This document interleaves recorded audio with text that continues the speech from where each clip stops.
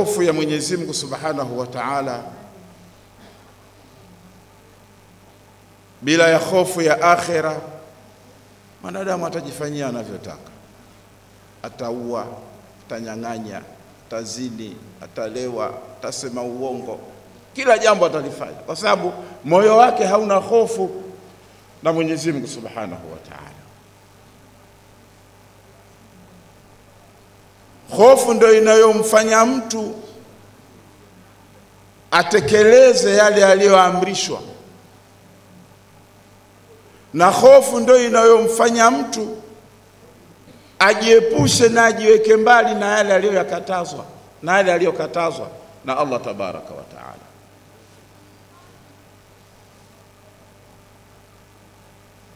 Lakini pia yule aliyojichafua na maasi na madhambi ya kila aina, akapindukia katika kumuasi Mwenyezi Mungu Subhanahu wa Ta'ala, asiwe ni mwenye kuvunjika moyo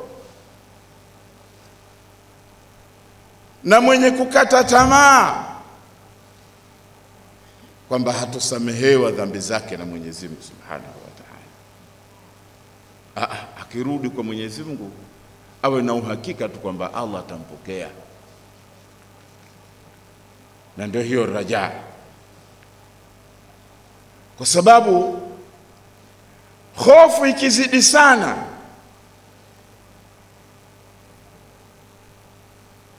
inakuwa na matokeo yasiyokuwa mazuri.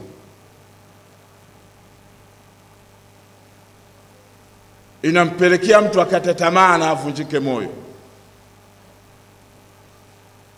Lakini matarajio nayo yakiwa juu zaidi kwamba mimi nitasamehewa tu, inna Allaha ghafurur rahim, akajikita kwenye maasi kwa kuwa na matarajio atapata msamaha wa Mwenyezi Mungu Subhanahu wa Ta'ala, huyo tayari kashangamia. Ndio maana kuna balance, na ametoa mfano mzuri sana Sheikh wa pedeli za baskeli, kwamba huku ni hofu na huku ni raja. Ili baskeli iweze kwenda, pedeli zote mbili lazima zifanye kazi. Ikifanya kazi moja,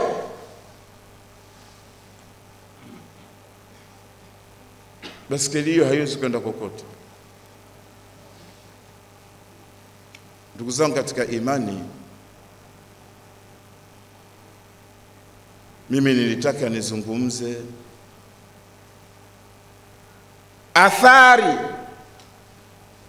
ya imani katika maisha ya mwanadamu. Athari ya imani katika maisha ya mwanadamu ina matokeo gani kwa huyu muumini? Imani inamjenga vipi? Inamuelekeza kuelekea wapi imani yake?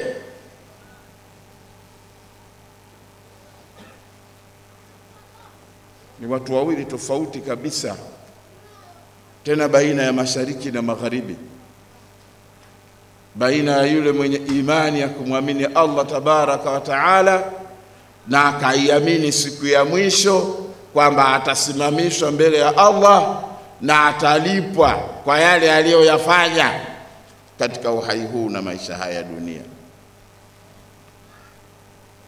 na akajifahamu na akajijua. Kama wanavyosema wasemaji, inashangaza mwanadamu. Yani inashangaza mwanadamu, amekuja hapa hana kitu kabisa. Hata kama baba yake ana kitu, lakini yeye hana kitu kwa sababu kile si cha kwake.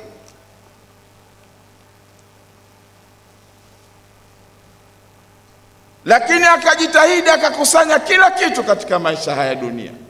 Akakusanya vyeo, wake, watoto, mali. Kila unakopita unaambiwa jengo lile, ardhi ile, mtoto yule, cheo kile ni cha kwake. Kajikusanyia kila kitu. Alikuja hana kitu, akakusanya kila kitu. lakini akaondoka hapa akaacha kila kitu, akaondoka yeye tu, vyote akaviacha katika alivyokusanya, akaviacha hapa duniani. Lakini siku ya kufufuliwa atahesabiwa kwa kila alichokikusanya katika maisha haya ya dunia na akakiacha, na hakwenda navyo kule, ameenda yeye, na atahukumiwa kwa hayo.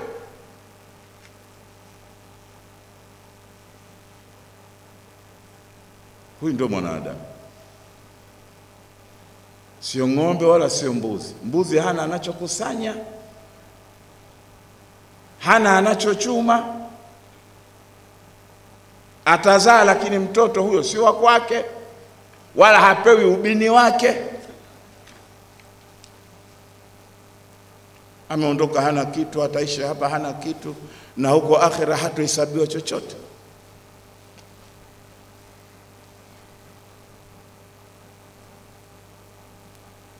Lakini kadhia ya mwanadamu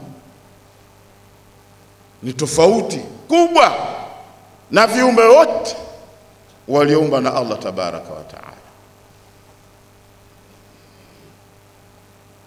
Imani ina athari gani? Ina matokeo gani katika maisha ya mwanadamu?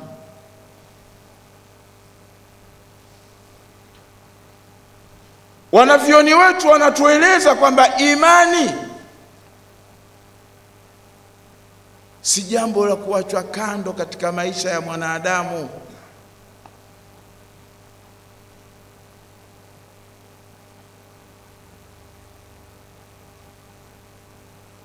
Si jambo ambalo linatakiwa watu waghafilike nalo au tukalipuuza, tukaliona ni jambo dogo mno, tukalisahau, tukalitupa huko.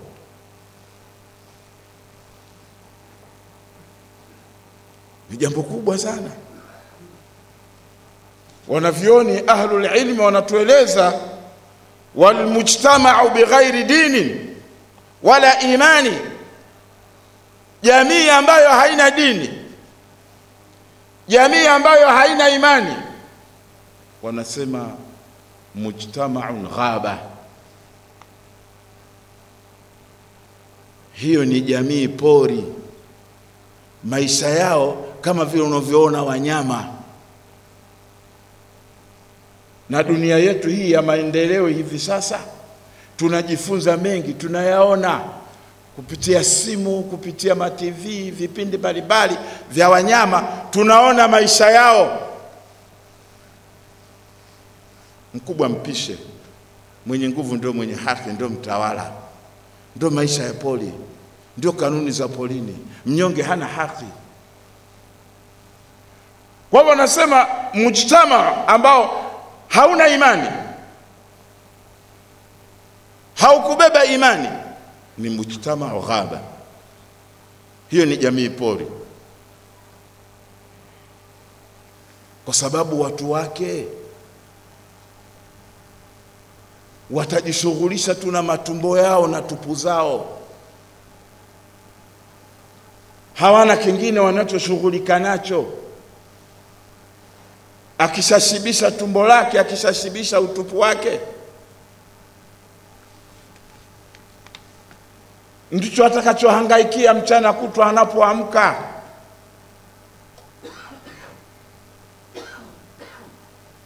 Mwanadamu, ndugu yangu katika imani,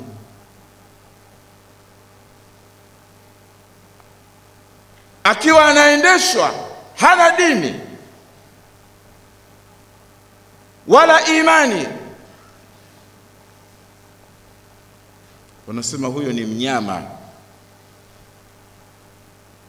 sharihun, mroho. Huyo ni simba, muuaji, muangamizaji.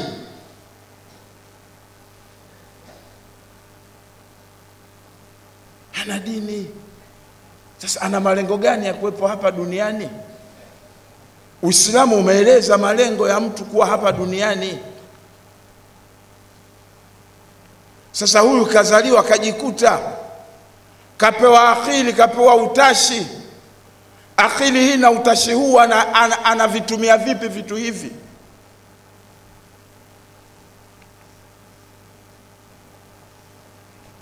Bila shaka huyu ni simba mwangamizaji.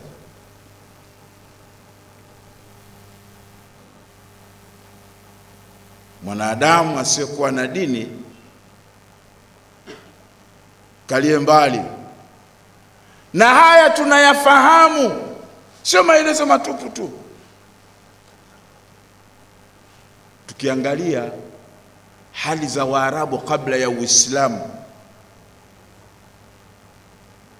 Allah tabaraka wa taala ameashiria kwamba jamii kabla mtume hajapewa utume sallallahu alayhi wasallam, jamii hii ilikuwa inaishi vipi?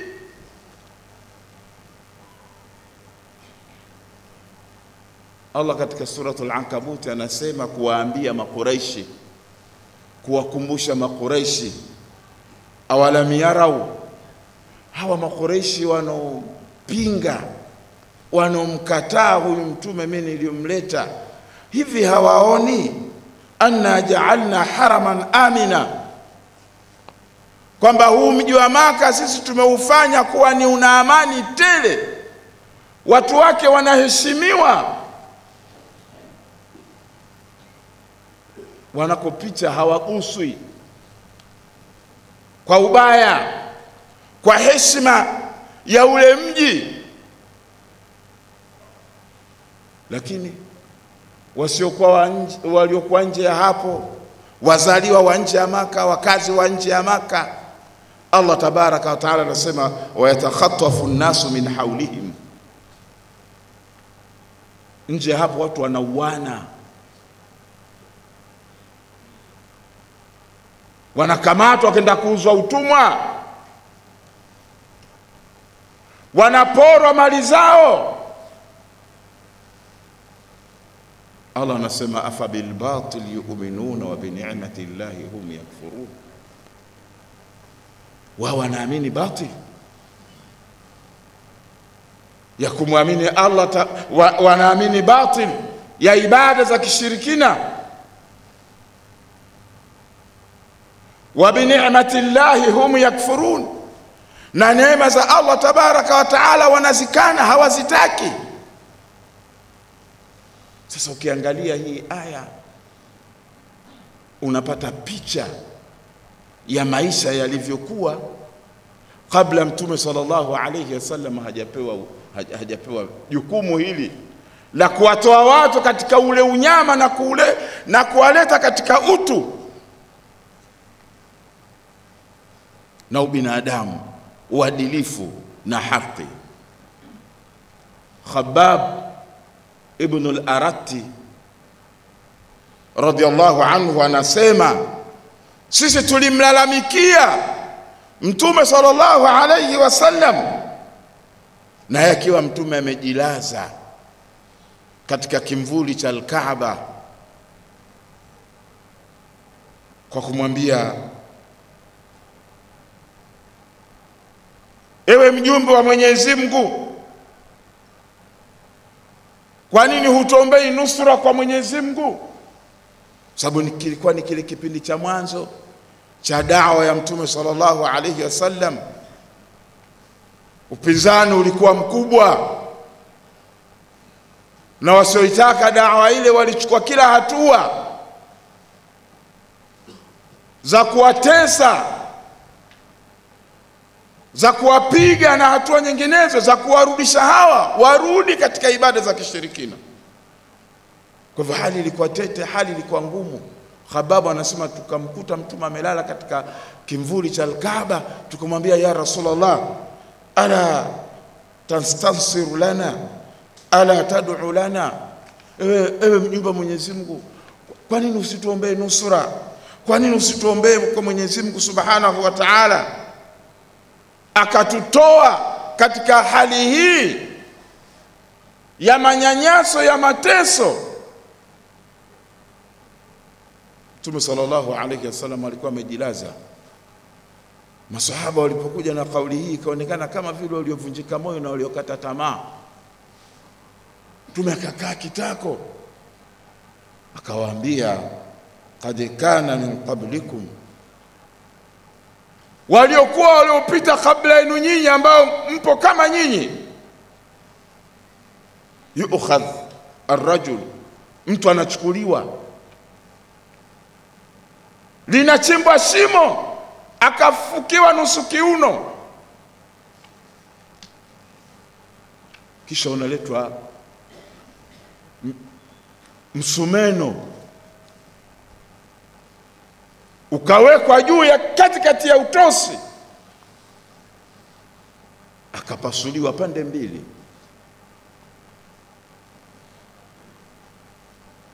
Kifo cha mateso yaliyokuwa makubwa kabisa, sababu kafukiwa akiwa hai na mwenzake anaona anawafanywa mwenzake. Lakini Mtume sallallahu alayhi wasallam akasema hilo halikuwafanya wao warudi nyuma katika dini yao.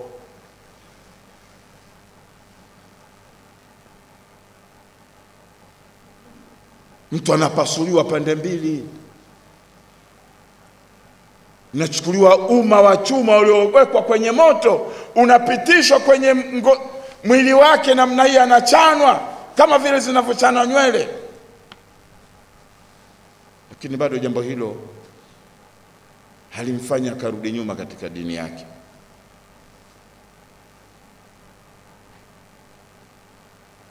Haya anasema Mtume sallallahu alaihi wasallam. Lakini siko tunakotaka kuzungumza. Lakini hapa haya maneno yanayofuata ambayo yana mnasaba na hichi na maudhui yetu tunayoizungumza, anasema wallahi ninaapa na Mwenyezi Mungu, la yutimanna Allahu hadha al-amra, kwamba jambo hili, dini hii, Allah tabaraka wa taala ataikamilisha, hata kama inapitia katika mazingira magumu, lakini ataikamilisha hata yasira rakib, mpaka atatembea msafiri min Sanaa, kutoka mji wa Sanaa Yemen, ila Hadharamauti, mpaka ataenda Hadharamauti akiwa peke yake. La yakhafu illa Allah wadhib, hakuna anayemuogopa njiani isipokuwa Allah na mbwa mwitu kama ana mifugo. Kwa maana uadilifu, haki, huruma vitatawala katika maisha ya mwanadamu. Hili litatimia, na haya ndio matokeo ya athari ya imani. Na kweli Mtume sallallahu alayhi wasallam akaondoa ile jamii ya ghaba, maisha pori yale kwa wanadamu, akayaondoa.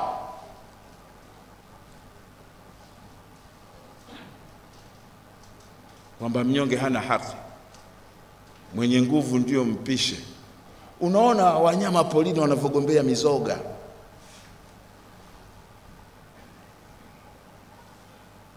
Huyu kaua, kaweka mnyama wake pale anakula, mwenye nguvu anakuja anamtimua, anakaa anakula yeye.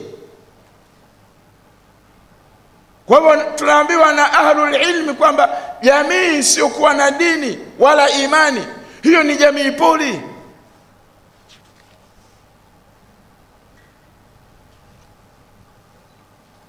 Na ndugu yangu katika imani, tabia, mwanadamu ni kiumbe mwenye tabia tofauti tofauti. Miongoni mwa tabia hizo alizoumbiwa nazo Mwenyezi Mungu, tamaa si kitu kibaya. Tamaa si kitu kibaya, sababu bila tamaa hatuwezi kupata maendeleo. Haya yaliyofanyika haya markazi yetu ni tamaa ya viongozi wetu, kwamba tuijenge dini yetu. Ni tamaa ile ghera na tamaa ya kuijenga dini, ndio tuna hii markazi. Kwa sababu tamaa ni kichocheo cha maendeleo. Hayo yote mwanadamu aliyoyafanya na anayoyafanya na ataendelea kuyafanya.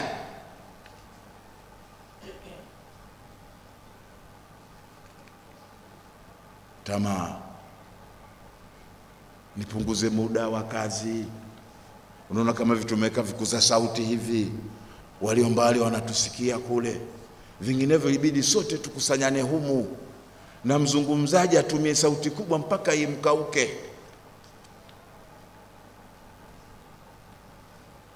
Lakini wanasema tabia za mwanadamu min akhtari almazaliq, ni katika vitu hatari, ni katika utelezi hatari. Tabia za mwanadamu ni katika telezi zilizokuwa hatari zaidi, ambayo miguu katika telezi hizo haiwezi ikasimama. Tamaa inamtoa mtu akili.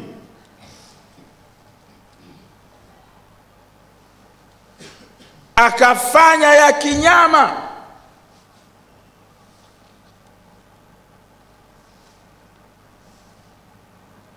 Sasa tamaa hii isipodhibitiwa na dini,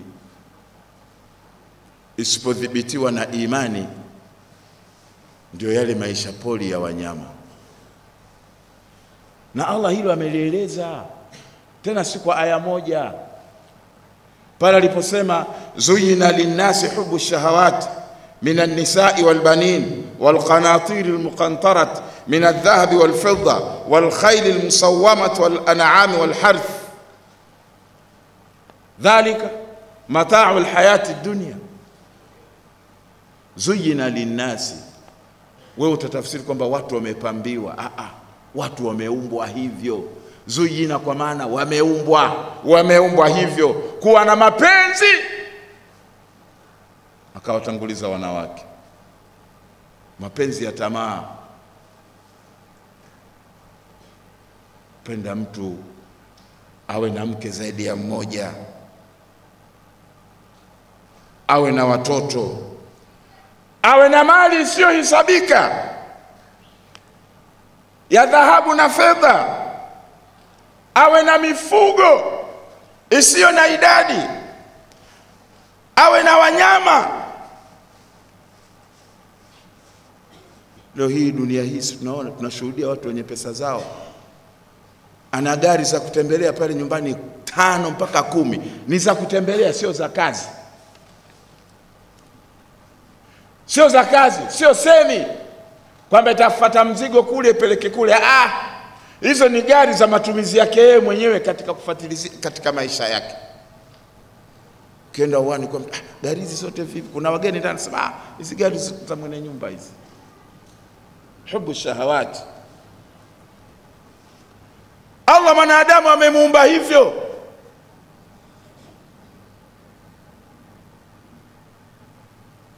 Kwa hivyo angalia fitna ya mali, angalia fitna ya dunia, na mwanadamu ndo ameumbwa hivyo. Falmalu fitnatun shadida, mali ni fitna kubwa kwa mwanadamu. Sasa huyu asiyokuwa na imani inakuwaje? Wallahi mimi nalizungumza sana hili kwa sababu silisahau. Kila ninapopata fursa wakati mwingine kuzungumza kama hivi, hili nalizungumza sana. Ninakokaa huko nimetoka na shilingi 1500. Nauli yangu ni 500, na kazi ninakwenda niifanye, baada hiyo kazi ndo nipate pesa. Lakini pesa nitaipata baadaye. Nimeamka asubuhi sina pesa, niliyokuwa nayo ndio hii, nimeenda hotelini na shilingi 1000 kwamba nipate walau kifungua nini kinywa. Kwenye ile hoteli kuna kuku sijui wa mchemsho, wanasema wenyewe wa kienyeji, kuku wa asili, kuna supu ya mbuzi, kuna supu ya ng'ombe, kuna chai ya maziwa, kuna maziwa kama maziwa, kuna kila aina ya vitafunwa hapa. Pesa yangu mimi ndogo, shilingi 1000. Nilichoagiza bana, niletee chai na andazi 2. Mwingine anaagiza supu ya kuku, supu ya mbuzi, supu ya nini. Majirani zangu wawili wamekaa pale, hali zao kama za kwangu mimi. Meza ya pili. Sikiliza haya wanaoyazungumza. Anamwambia mwenzake, Naomi agiza chai na andazi 2, tuna chai yenyewe ya rangi. Sasa haya maisha haya, au si wasindikizaje katika maisha? Yaani unaamka asubuhi unakunywa chai na andazi 2. Sisi ni wasindikizaji tu wa kuwasindikiza wengine katika maisha haya. Hebu muangalie mwanadamu huyu mwenye fikra na mawazo kama haya.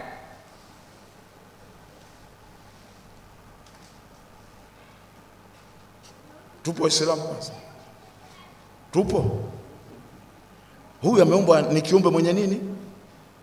Tamaa. Ameumbwa hivyo na mwanadamu, na si kitu kibaya kupandikizwa, kwa sababu ndio kinacholeta maendeleo. Kinatakiwa kidhibitiwe tu na imani, ili maendeleo hayo ndio atakayopata yeye na jamii isiyo ya kuwaumiza wengine. Sasa huyu bila ya imani unaweza kumdhibiti vipi? Asiue, asinyang'anye, asiseme uongo, asiibe cha mtu, ili na yeye akatanua katika maisha haya. Wewe unaona watu wanatembea na magari makubwa, mabenzi, manini, na kusema Mungu mimi itakuwaje? Mbona kanitupa? Mbona kaniacha hivi? Wewe unajua hizo gari walizozipata? Wewe unajua hizo mali walizozichuma? Wasawa wengi mpaka wakafikia hapa.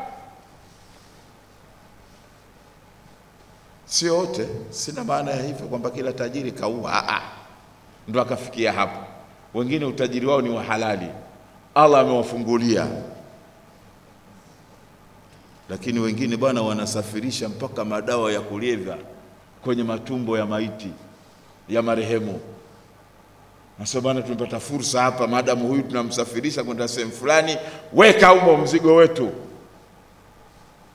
Maiti inatumika kama begi ya kusafirishia madamu. Imeshatokea, ishakamatwa haya. Si dunia nyingine, nchi yetu hii.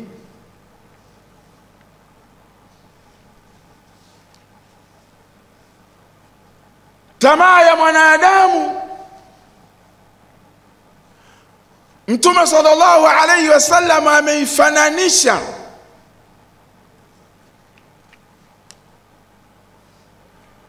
na mbwa mwitu wawili wenye njaa. Wakalikuta kundi la mbuzi. Hivi atabaki mbuzi? Atabaki mbuzi?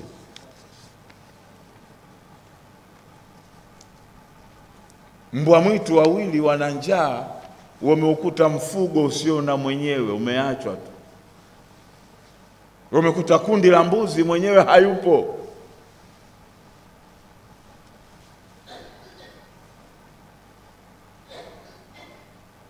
Mtume sallallahu alayhi wasallam anasema, basi hawa mbwa mwitu wawili si waharibifu kama ulivyo uharibifu wa mwanadamu.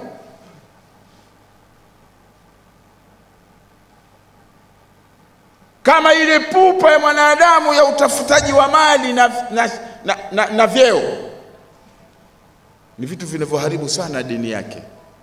Mtume sallallahu alayhi wasallam anasema hivi.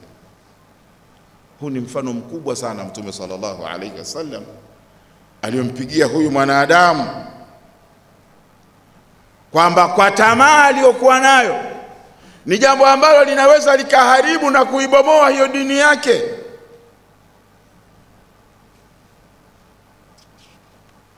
Kuliko mbuzi, kuliko mbwa mwitu wanaweza wakawamaliza mbuzi wote waliowakuta. Kwa hivyo hirs, ile pupa ya mja ya kutafuta mali, kwa kweli inampelekea mwenye pupa hii kuchukua kisicho chake, kudhulumu, kufanya hivi, kuua, kunyang'anya, kumwaga damu.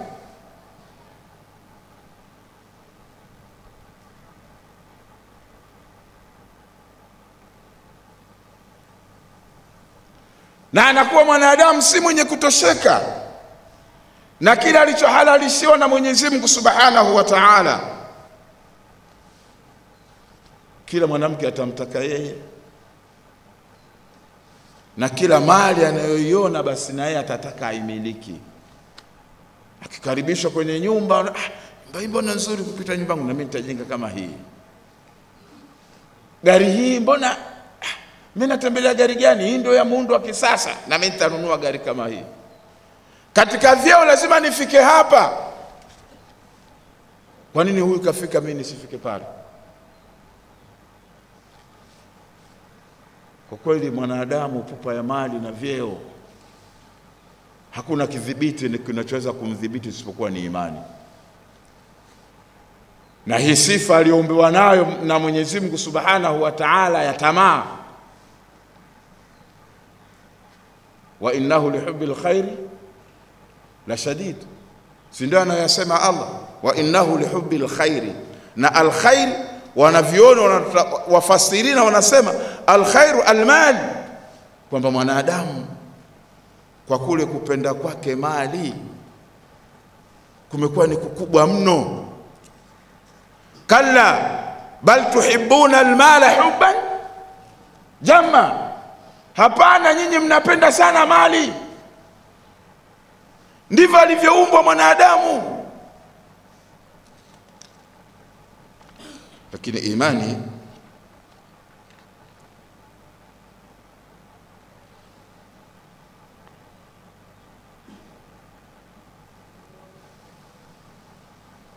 kwa hivyo mwanadamu, ndugu yangu katika imani, kwa yeye ni mwenye tabia za tamaa, wanasema si kitu kinachojitokeza, bali ni umbo aliloumbwa nalo na Mwenyezi Mungu Subhanahu wa Ta'ala. Bali hiya fitratullahi allati fatarahu Allahu alaiha.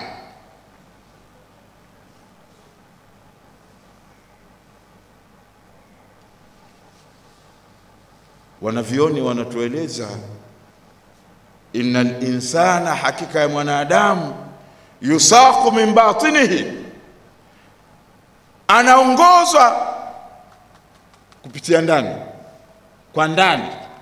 Wala yusaqu min dhahirihi, wala haongozwi kwa nje mwanadamu.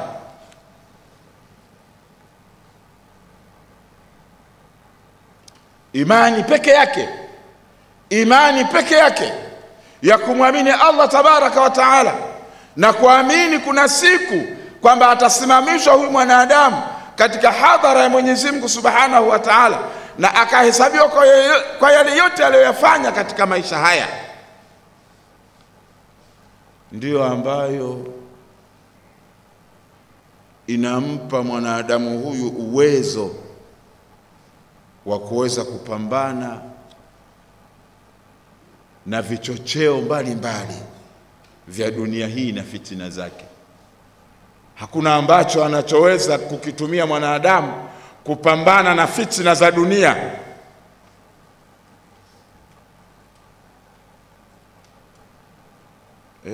Ukijihesabu kwamba mimi msindikizaji, huyu kala supu ya kuku, kuku wa kiasili, kala supu ya ng'ombe, wewe umeishia andazi mbili.